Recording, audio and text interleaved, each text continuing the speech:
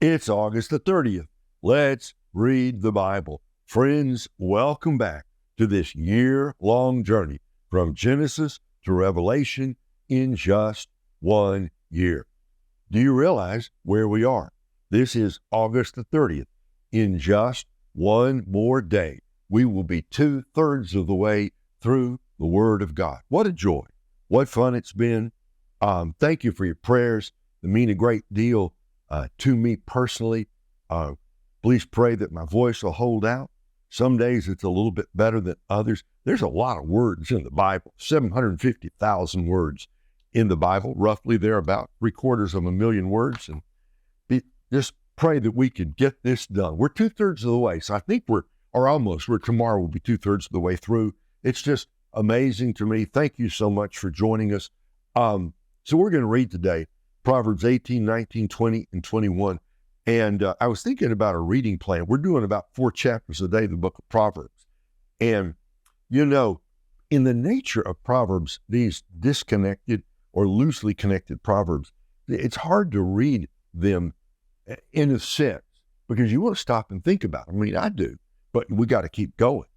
And it's one thing to read, say, 4 chapters of Genesis, the story of Joseph, or 4 chapters of 1 Kings, the story of Solomon, and then maybe even 4 chapters of the book of James. That's something else, or 4 chapters of Romans, and you get that close argument. But 4 chapters of Proverbs, because the mind wants to stop, but you got to keep going. So thank you for hanging in there with us. So here we are today, chapters 18 through 21, just an interim set of comments. Just what has hit me, in reading this wonderful book out loud, which I've never read it out loud before, not like this. 4 things have hit me so far through 17 chapters. Number 1, you can't help a fool. You really can't, because you'll talk to them and they won't listen. They'll mock at you. They'll scoff you.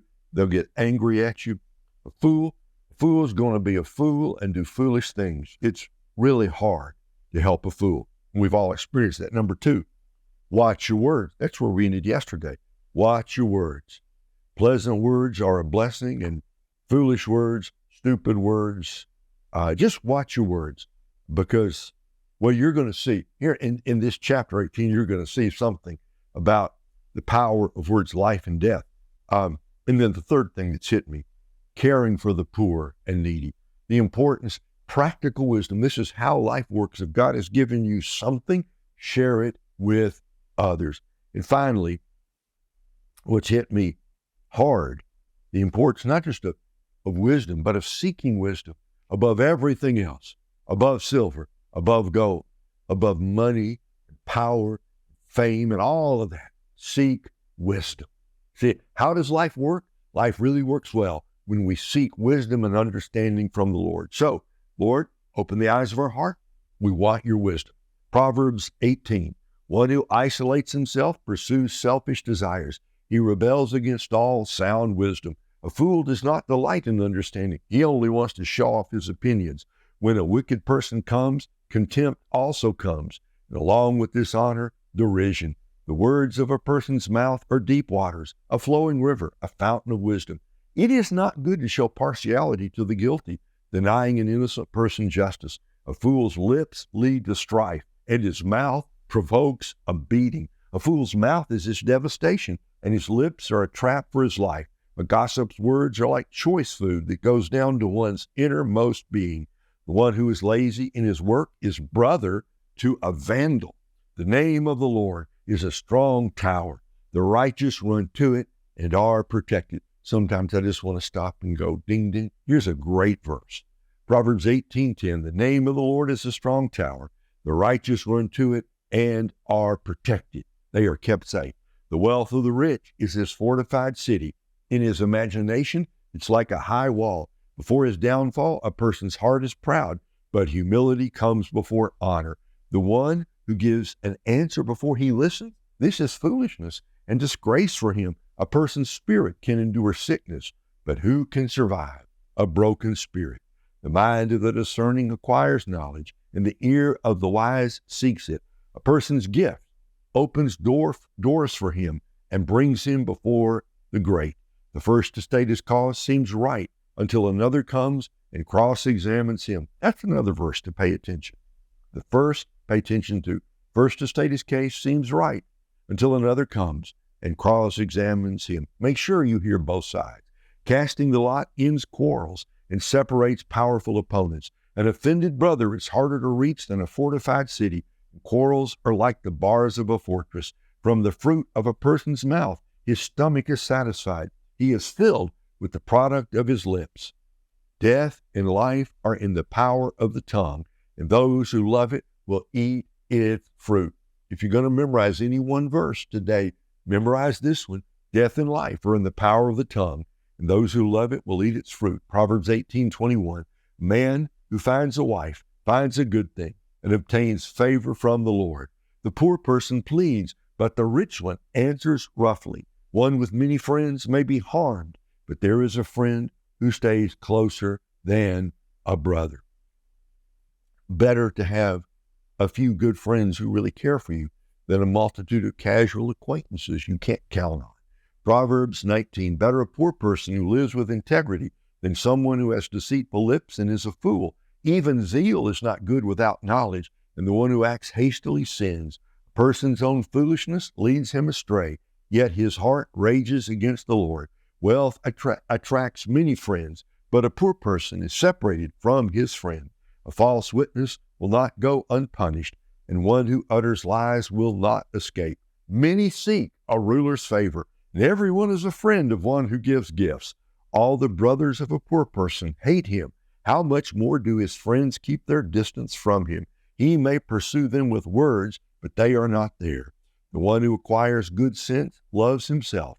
One who safeguards understanding finds success. A false witness will not go unpunished, and one who utters lies perishes. Luxury is not appropriate for a fool. How much less for a slave to rule over princes? A person's insight gives him patience, and his virtue is to overlook an offense. A king's rage is like the roaring of a lion, but his favor is like dew on the grass. A foolish son is his father's ruin, and a wife's nagging is an endless dripping. A house and wealth are inherited from fathers, but a prudent wife is from the Lord. Laziness induces deep sleep, and a lazy person will go hungry. The one who keeps commands preserves himself. One who disregards his ways will die. Kindness to the poor is a loan to the Lord, and he will give a reward to the lender. Discipline your son while there is hope. Don't set your heart on being the cause of his death. A person with intense anger bears the penalty. If you rescue him, you'll have to do it again. Listen to counsel and receive instruction so that you may be wise later in life. Many plans are in a person's heart, but the Lord's decree will prevail. What is desirable in a person is his fidelity. Better to be a poor person than a liar. The fear of the Lord leads to life.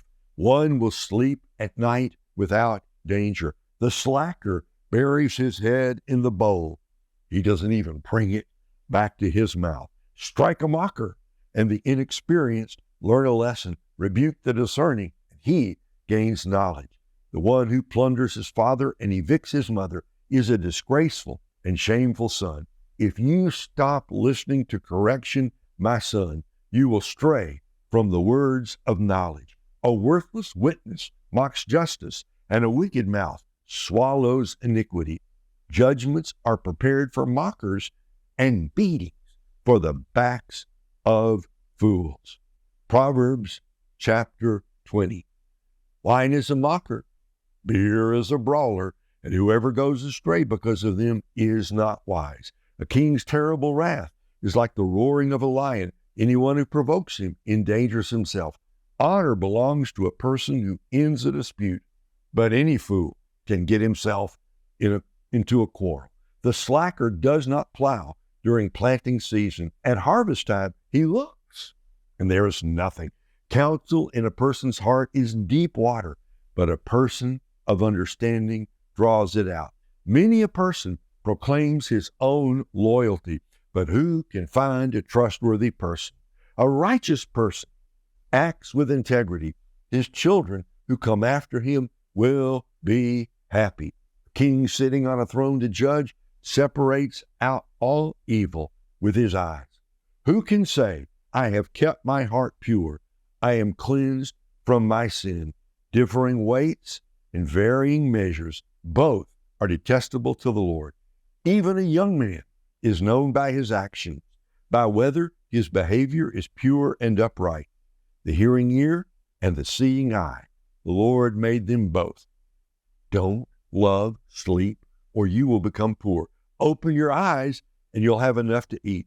It's worthless. It's worthless, the buyer says.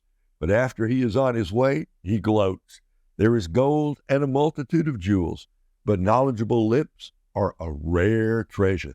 Take his garment, for he has put up security for a stranger. Get collateral if it is for foreigners. Food gained by fraud is sweet to a person, but afterward his mouth is full of gravel. Finalize plans with counsel, wage war with sound guidance. The one who reveals secrets is a constant gossip. Avoid someone with a big mouth. Whoever curses his father or mother, his lamp will go out in deep darkness. An inheritance gained prematurely will not be blessed ultimately. Don't say, I will avenge this evil. Wait on the Lord, and he will rescue you. Differing weights are detestable to the Lord, and dishonest scales are unfair. Even a courageous person's steps are determined by the Lord. So, how can anyone understand his own way? It is a trap for anyone to dedicate something rashly and later to reconsider his vows. A wise king separates out the wicked and drives the threshing wheel over them. The Lord's lamp sheds light on a person's life, searching the innermost parts.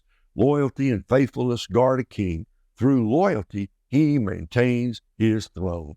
The glory of young men is their strength, and the splendor of old men is gray hair. Lashes and wounds purge away evil, and beatings cleanse the innermost parts. Proverbs 21, and we begin with a verse we've all heard many times. A king's heart is like channeled water in the Lord's hand. He directs it wherever he chooses. All a person's ways seem right to him, but the Lord weighs hearts. Doing what is righteous and just is more acceptable to the Lord than sacrifice. The lamp that guides the wicked, haughty eyes, and an arrogant heart is sin. Plans of the diligent certainly lead to profit, but anyone who is reckless certainly becomes poor. Making a fortune through a lying tongue is a vanishing mist, a pursuit of death. The violence of the wicked sweeps them away because they refuse to act justly. A guilty one's conduct is crooked, but the behavior of the innocent is upright.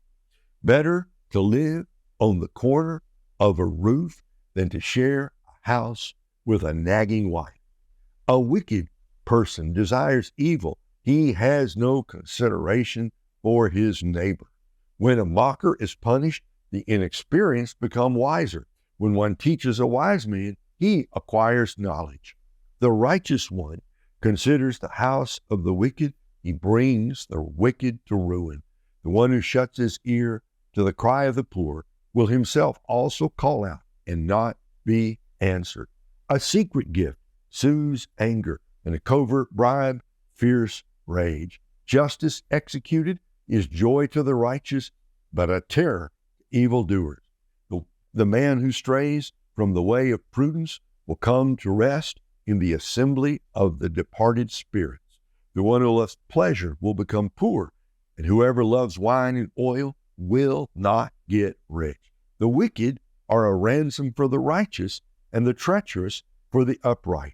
Better to live in a wilderness than with a nagging and hot-tempered wife.